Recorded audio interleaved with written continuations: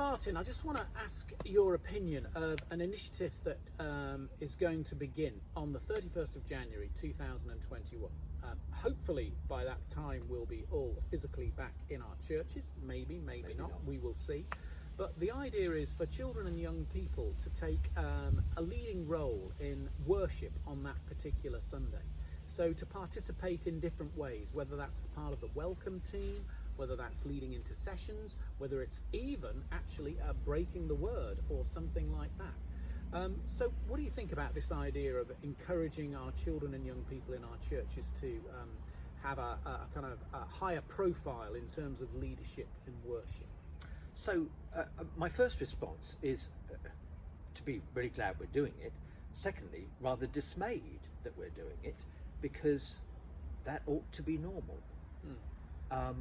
And I'm baffled that children, young people aren't automatically part of how worship happens, and that we've got into this sort of strange pattern where we think we've got to do something particularly different for children or particularly different for adults, rather than saying, how do we conduct worship together in a way that it works for us as a multi-generational community?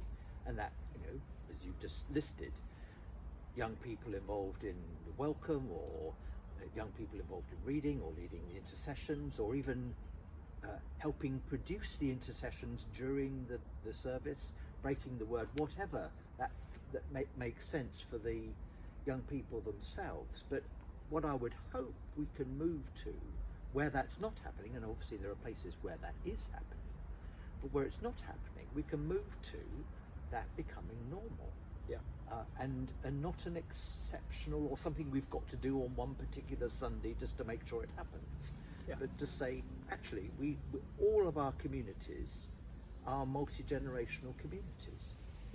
It's something that's personal to me, because I think one of the ways in which my vocation to the ordained ministry was awakened was when I was invited as a young person to be a subdeacon in a fairly Catholic tradition of the Church of England, and just that participation made me consider the possibilities of being further involved in a leadership role, in a public role, in a visible role. Now, I'm not saying that this is all about cultivating vocations to the ordained ministry, but those kind of possibilities and how we actually cultivate the diverse vocations of our young people and children can be sparked by this kind of participation. And your example of subdeacon, I mean, I started out as a server, and I realise that's not the way that's necessarily possible in some of our churches, but it's thinking of a variety of ways where it's acknowledged that young people are not the church of the future, but the present church. And not just for the sake of what their future vocation may be, but what their present vocation is. How it is they live their Christian lives, and we learn from them and they learn from us. So I absolutely support this, but want it to become normal. And I think that's really important, that bit about how we are learning from them.